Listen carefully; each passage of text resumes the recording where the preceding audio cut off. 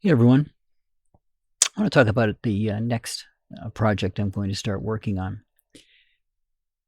So it's been a while since I got my amateur extra license, my ham radio license, and I started going back over one of the review courses because I've got a lot of area here that I can put up an antenna, and I've got a small off-center dipole. For those of you who don't know, an off-center dipole is two wires coming out of a center feed. Off-center means that it's not exactly center on the wires, that one wire is longer than the other, and they're usually pulled out in a V shape of some kind. What I want to try is I want to come up with it's going to be a half wave for a 80 meter frequency. Well, 80 meters is 3.5, and it's going to come out to about 281 feet. So I need to put up an antenna 140.5 feet. Now, 281 feet is the size of one wavelength. All right, so you think of a wave as a sine wave. I want to make an antenna that's half that size. So it's 140 and a half feet that I need to make an antenna. Of course, leaving some extras on the end to attach it into place, and something on there for stress to make sure that it's not, all the stress isn't on the connector that it's going to. So I wanted to design out something like that. I have an AH4 from ICOM, which if you're not familiar with that, it is a automatic antenna tuner. It connects directly to the radio, and the radio will use it for tuning the antenna. Now I have another one. There's a difference between this one and the other antenna tuner that I've got. So if you're familiar with the radio, you've got a screw-on antenna, right? Here you put the antenna tuner in line with the input to the input-output from the radio, right? The antenna that's going in. So the antenna goes into the tuner, and then from the tuner it goes out to the antenna outside. So from the receiver to the tuner to the antenna. And that helps to make adjustments to the signal so that the signal is better read and it can read better what's coming back into it. An AH4 doesn't work quite the same way. The AH4 is the end point of an antenna. So if you're doing an end-fed antenna, which just means that it's a wire that's connected to your system on one end, the other end's out in space, you just need to put the wire to the AH4. The AH4 and its control cable need to come into your transceiver. So you got an antenna line and the controller line coming in, and both connect into your radio directly. Now the first thing I want to see if I can find is there's a nice little connector on the back of the radio, but there's one connector, and I've got two different types of tuners. Now as far as switching between antennas, that's simple. You get a little two-way switch. It's a Y switch. One line will go to the radio, and the other two connectors go out to the two antennas. So one would go to the inside tuner, and the other would go to the outside. The AH4 is an outside unit, would go to the outside tuner. Now, as I said, the AH4 is going to have the wire connected directly to it. And that's the one I'm going to put the 140 and a half foot wire on. I shoot it out from a mast that I'm going to put up 30 feet in the air. And I've got some trees that are a good 140 feet away, because you want to make sure the line dangles in space, that it's not touching anything else and nothing's going to touch it. So I'll shoot that line out across. Now the wires are basically invisible. They are really, really hard to see. When it snows, you'll see them, but it makes it very difficult to see them. But again, I'm going to put a 140-foot line out. I'm going to have to make sure that if we get snow and we get the wet snow that starts to build up on it, that can build up a lot of weight on a thin wire, 140 feet long. So I'm going to have to make sure that I've got stress relievers on both sides of that system so that the weight of the snow doesn't damage the line. I had a nice end-fed one. The weight of the snow damaged the line. It actually pulled part of it apart because of the weight of just wet snow that built up on a very, very, very thin line. Think gauges around 23, 24. So if you're not familiar with wire gauges, 2 are the big ones. 2 is the biggest, thickest type stuff. 1, 0 is your feed line coming into your house for your electricity. So this is a very, very tiny line. It's smaller than a pencil or a pen. It's about the size of a pen cartridge, the size of this line. So it's very easy to not, to not see it. But at the same time, snow will build up on it and it will cause weight issues. So I've started going back through that. I've got the entire antenna book series from ARRL.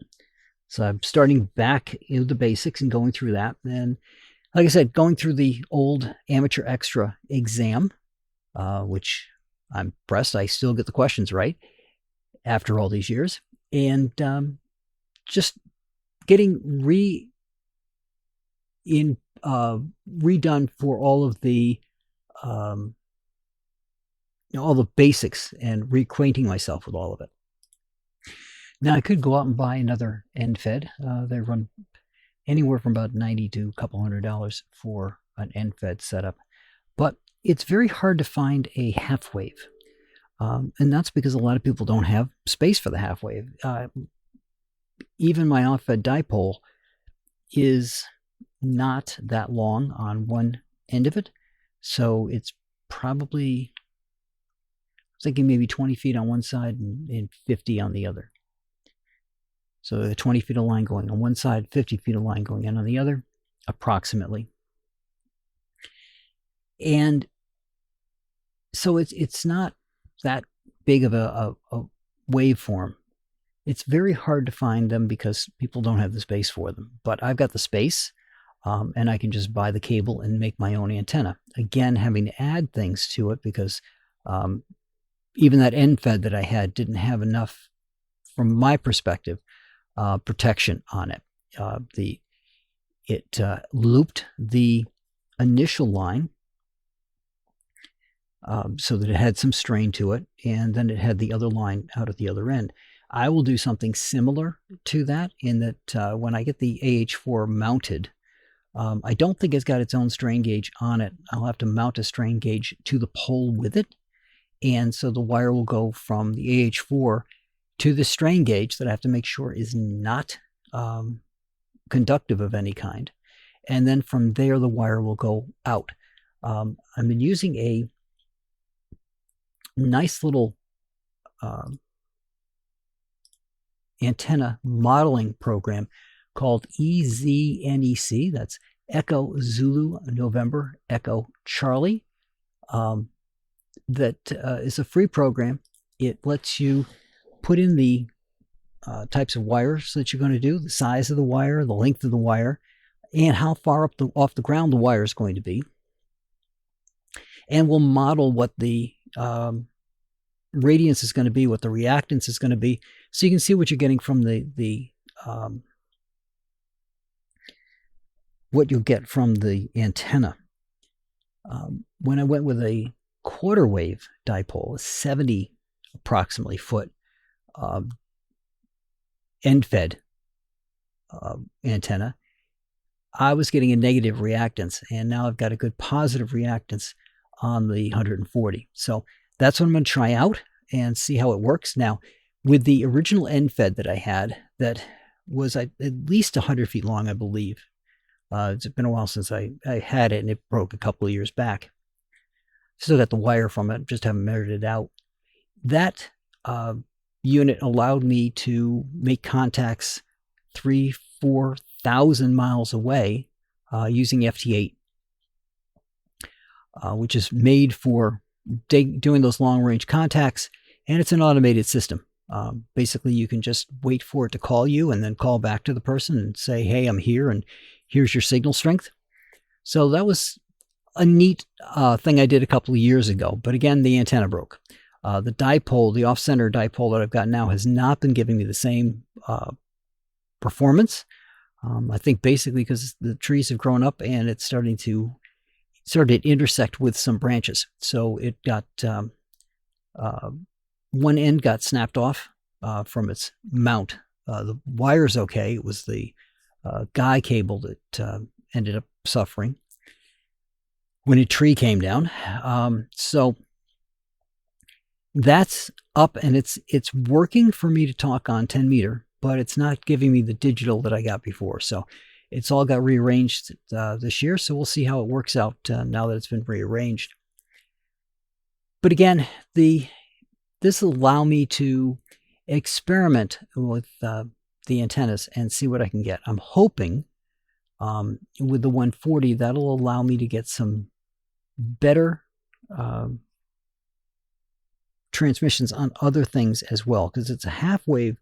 But again, as you look at the frequencies, right? So 80 meters 3.5, 40 meter is 7. Yep. Then we jump up to 20 meter, which goes to 14. 10 meter, that's 28. You'll notice that it's doubling each time. So while it's a half wave for 80, it's a full wave for 40. It's going to be a proportional beyond that for everything beyond that. So I think 10, it's going to end up being about a 2 wavelength antenna. And it might just work well for 80 and for 40, and it might not work for the other frequencies. I haven't modeled that part out yet. We'll see how it goes. I also have to model out what the power is that I'm going to be able to put in it. But again, this is going to be one of a couple of antennas that I have out ready to go that I can just switch to. So the switch obviously will be in the inside. The controller line is going to have to run outside. But as I said, there's that nice little connector on the back of the radio, but it only takes one connector.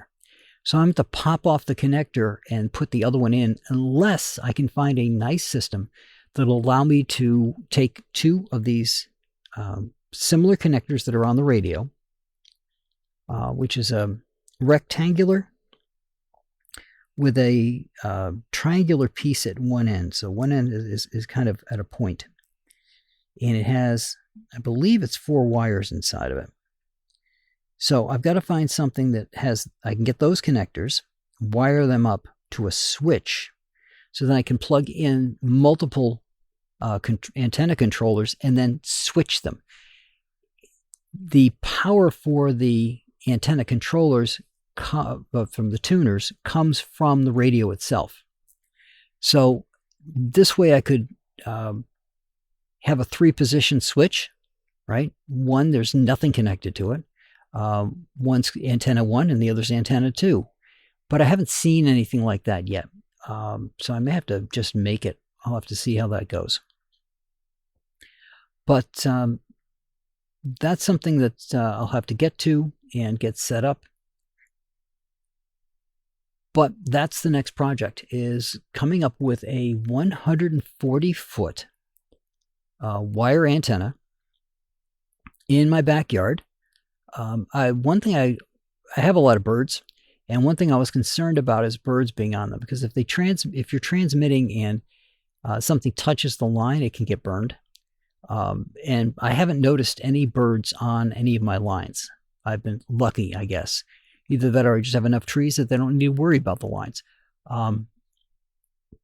So we'll see how this goes. The other thing I'm going to have to think about is I fly a drone, and this line's going to basically go close to where my takeoff and landing point is.